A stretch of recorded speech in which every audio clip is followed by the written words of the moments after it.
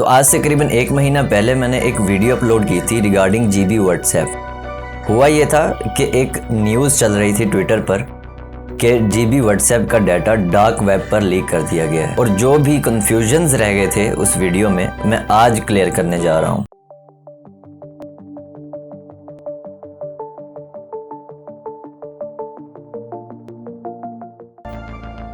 सबसे पहले ये जान लेते हैं कि ये जो डाटा लीक है या डाटा स्टोरेज है ये वर्क कैसे करता है। सबसे पहली चीज़ ये है कि जब आप कोई भी ऐप इंस्टॉल करते हैं, फॉर एग्जांपल मैंने जीबी व्हाट्सएप इंस्टॉल की अपने सेल में, तो मेरे सेल के अंदर एक डाटाबेस का पॉइंट जनरेट होता है, यानी मेरे सेल के अंदर एक स्टोरेज बन जाती है टेम्परेरी, और वहाँ पर मेरी जो भी चैट्स होंगी, जो भी मेरी पिक्चर्स होंगी, वीडियोस होंगी, कॉल्स का डाटा होगा, वो उस डाटाबेस के अंदर स्टोर होता रहेगा। अब ये टेम्परेरी होता है, और जब हम बैकअप लेते हैं, जो भी चीज़ हमारे डाटाबेस में स्टोर हुई थी वो वहाँ से कॉपी होकर हमारे जीमेल अकाउंट या जो भी आपने बैकअप का अकाउंट लॉगिन किया था वो वहाँ पर स्टोर होना शुरू हो जाता है। अब सेम डाटा की एक कॉपी जीबी व्हाट्सएप के सर्वर में भी जाती है, क्योंकि जितनी भी ऐप्स होती हैं इनका मेन मकसद होता है आपके डाटा को एक्वायर करना। अब उनमें जो लीगल ऐप्स हैं वो डाटा को लीगली यूज़ करती हैं। फॉर एग्जांपल फेसबुक है, फेसबुक के ऊपर आपका सारा डाटा होता है, पिक्चर्स हैं, एज है, जेंडर है, यूज़ होता है एडवर्टाइजिंग के लिए।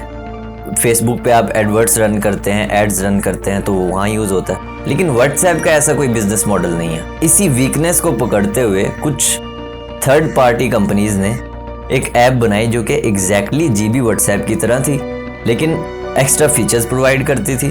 तो उन्होंने सोचा कि क्यों ना इसके डाटा को, जो कि दुनिया की सबसे ज़्यादा यूज़ होने वाली मैसेजिंग ऐप है, क्यों ना इसके डाटा को यूज़ कर लिया जाए और इसको सेल आउट किया जाए। अब ऑब्वियसली ये लोग एक कॉपी बना रहे हैं एक एग्जिस्टिंग ऐप की, तो ये कहीं से भी लीगल कंपनी नहीं हो सकती।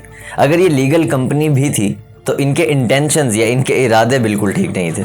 तो हुआ यूँ कि सिक्योरिटी एजेंसीज़ ने, जो साइबर सिक्योरिटी एजेंसीज़ हैं, पिछली वीडियो में मैंने मेंशन किए थे जिनके नेम, US CERT है और भी बहुत सारी एजेंसीज़ हैं, इन कंपनीज़ पर स्पाई करना शुरू किया कि ये जो डाटा है इनके सर्वर से कहाँ जाता है। इन्वेस्टिगेशन में पता लगा कि ये कंपनीज अपना डाटा डार्क वेब पर लीक करती हैं। अब ये डार्क वेब क्या है? तो हम जो भी इंटरनेट इस्तेमाल करते हैं, for example social media use करते हैं, फेसबुक, व्हाट्सएप, यूट्यूब, हम गूगल यूज़ करते हैं, कुछ भी सर्च करते हैं, तो ये जो हिस्सा है इंटरनेट का, इसको हम सरफेस वेब कहते हैं, जो कि हर कोई एक्सेस कर सकता है, और ये सिर्फ 10 to 20% है टोटल वेबसाइट, टोटल इंटरनेट का। इसके नीचे आ जाता है डीप वेब। डीप वेब के अंदर मोस्टली हैकर्स काम करते हैं, या दुनिया की जितनी भी इंटेलिजेंस एजेंसीज हैं वो डीप वेब का मोस्टली इस्तेमाल करते हैं, क्योंकि बहुत सारी क्लासिफाइड इंफॉर्मेशन होती है जो कि डीप वेब में स्टोर होती है। फिर डीप वेब के नीचे एक और हिस्सा आ जाता है डार्क वेब।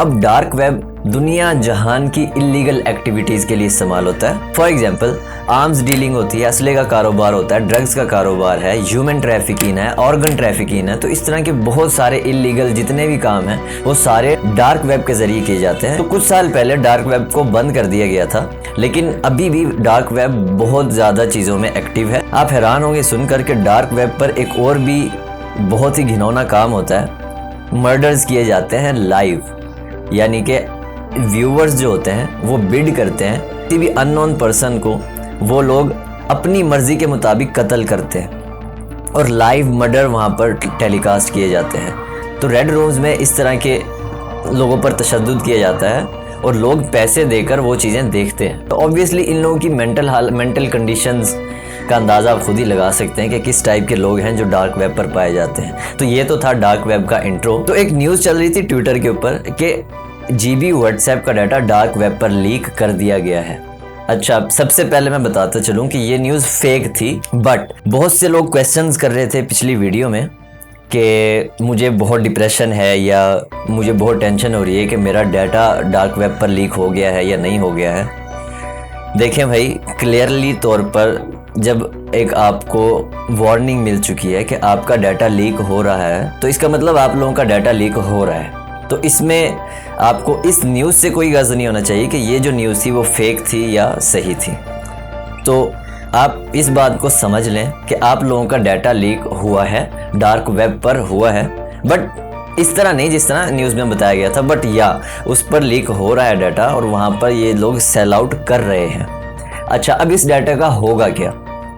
2 तरह के पर्पसेस के लिए ये डाटा यूज़ होता है, लीगल, नंबर 2 इलीगल।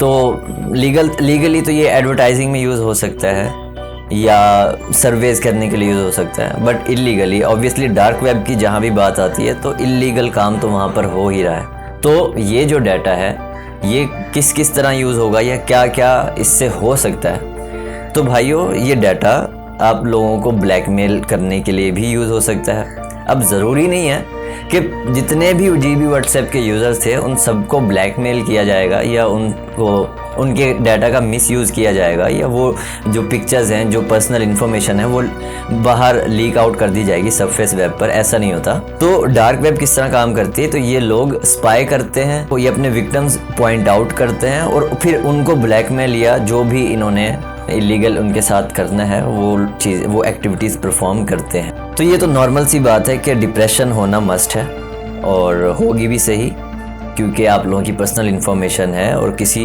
गलत लोगों के हाथ में है। अब मैं ये पॉइंट क्लियर करना चाहता हूँ कि GB व्हाट्सएप किस टाइप का डाटा अपने सर्वर पे स्टोर करता है और उसको इलीगल एक्टिविटीज़ में इस्तेमाल करता है। देखें, आपकी पिक्चर्स, आपकी वीडियोस, आपकी कॉल्स, आपके मैसेजेस, हर चीज़ जो भी आप वहाँ पर कर रहे हैं, हर एक्टिविटी, उसका डाटा स्टोर हो रहा है GB व्हाट्सएप के सर्वर्स पर, जो कि मैं बता चुका हूँ किस तरह डाटा पॉइंट्स के थ्रू वो जाता है। दूसरा, जिन चीज़ों की एक्सेस आपने व्हाट्सएप को नहीं दी है, GB व्हाट्सएप को नहीं दी है, वो डाटा यानी कि आपके सिम के टैक्स, आपके सिम की कॉल्स या आपके कॉल रिकॉर्ड्स या आपका और भी पर्सनल गैलरी का डाटा, वो किस तरह से GB व्हाट्सएप के पास जाता है? तो वो जाता है through viruses. Trojan horse type के कुछ वायरसेस हैं, उनको आपके सेल में एम्बेड करता है। आपको नहीं पता कि वो वायरस कहाँ पर है, वो वायरस किस तरह काम करता है। उस वायरस का यही काम है, वो आपके पासवर्ड्स और आपका सेंसिटिव डाटा जो है वो अपने रिसीवर तक पहुंचाता है। तो अब ये बात भी क्लियर हो गई है कि जो डाटा आपके व्हाट्सएप पे था और जो आपके सेल पर था, दोनों ही खतरे में, दोनों ही GB व्हाट्सएप के सर्वर्स पर जाता है। अब है सॉल्यूशन कि किस तरह से हम लोग ट्रोजन को निकाल सकते हैं अपने सेल से, किस तरह से अपना डाटा जो है वो सेव कर सकते हैं। तो सबसे पहली चीज़ मैं बताता चलूँ कि जो डाटा GB व्हाट्सएप के सर्वर्स पर चला गया है वो कभी वापस नहीं आ सकता, वो भूल जाएं आप। जो नेक्स्ट है उसको कैसे बचा सकते हैं? सबसे पहले तो आप अपने व्हाट्सएप, अपने सेल में से इंटरनल स्टोरेज में जाएं। इंटरनल स्टोरेज में जाकर वहाँ पर GB व्हाट्सएप का एक फ़ोल्डर होगा, उसको देखें। एक डेटाबेस का फ़ोल्डर होगा और बैकअप्स का फ़ोल्डर होगा।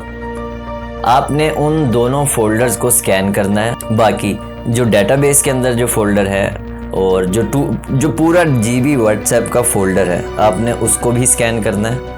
तो मैं तो रेकमेंड करूँगा आप अपने पूरे फ़ोन को स्कैन करें। स्कैन कैसे करना है? कोई भी एंटीवायरस ऐप डाउनलोड करें जो कि फ्री में मिल जाएंगी आपको, और उससे आप अपने सेल को स्कैन कर लें। मैं आपको कोई भी पेड सॉफ्टवेयर यूज़ करने के लिए नहीं कह रहा, तो बहुत सारे ऐसे यूज़र्स हैं जो कि अफोर्ड नहीं कर सकते, तो आप इन फ्री ऐप्स के ज़रिए अपने डाटा को सिक्योर कर सकते हैं, अपने फ़ोन को स्कैन कर सकते हैं। तो स्कैन करने से क्या होगा? आपके फ़ोन से वायरस चला जाएगा, जो नेक्स्ट आपका डाटा है वो लीक आउट नहीं होगा। आई होप कि मैंने बहुत सारे कन्फ्यूजन्स क्लियर कर दिए हैं। अच्छा, एक और क्वेश्चन था कि अगर हमने सेल चेंज कर लिया है या हमने फ़ोन को रीसेट कर दिया है और नया जीमेल उसके अंदर यूज़ कर लिया है, तो क्या अभी हमारा डाटा सेफ़ है कि नहीं है? तो बताता चलूँ आपको कि जब आप फ़ोन रीसेट करते हैं तो आपके सेल में से आपके जीमेल अकाउंट्स जिन पर आपका डाटा सिंक हुआ है वो रिमूव हो जाते हैं। बट इसका मतलब ये नहीं कि वो जीमेल अकाउंट्स जो हैं डिलीट हो चुके हैं, वो अभी भी अवेलेबल हैं और आपका डाटा भी उन पर पड़ा हुआ है। तो आपको करना ये है कि उस जीमेल अकाउंट को वापस से लॉगिन करें। अगर आपको पासवर्ड नहीं पता तो उसको रिकवर करें और वहाँ से जाके अपने बैकअप्स को डिलीट कर सकते हैं। तो उम्मीद करता हूँ कि मैंने सारे कन्फ्यूजन्स क्लियर कर दिए हैं। वीडियो थोड़ी ज़्यादा लंबी हो गई है, उसके लिए माफ़ी चाहूँगा। Stay connected to my channel. इंशाल्लाह मिलेंगे नेक्स्ट वीडियो में, तब तक के लिए अल्लाह हाफिज़ नासिर।